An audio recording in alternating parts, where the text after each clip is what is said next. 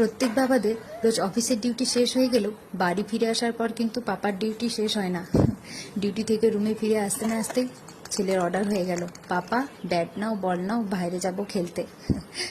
আসলে সারাদিন রুমে থাকে না তো, তাই ডিউটি থেকে যখনই আসে আর ছাড়তে খোঁজে না। আর এদিকে পাপাও ফ্রেশ হয়ে বেটু আর পাপা দুজনে মিলে বাইরে চলে এলো খেলতে।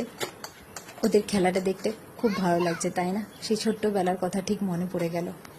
আমরাও যখন ছোট ছিলাম ঠিক বাবা আমাদের সঙ্গে এভাবে খেলতো, মজা করতো আর আমাদের শখ আহ্লাদগুলো পূরণ করার চেষ্টা করতো। কিভাবে যে দিনগুলো পার হয়ে গেল ঠিক বুঝতেই পারলাম না, তাই না? আসলে সময় কারোর জন্য থেমে থাকে না।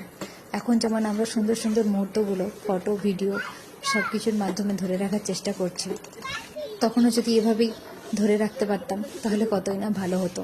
মাঝে মাঝে এই সুন্দর সুন্দর মুহূর্তগুলো দেখতাম আর উপভোগ করতাম, তাই না?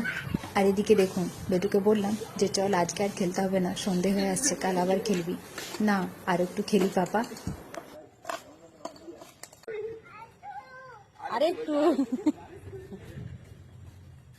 আরে বলটা কোথায় বল, আর ব্যাটটা, ব্যাট কোথায় দেখাও, ব্যাট।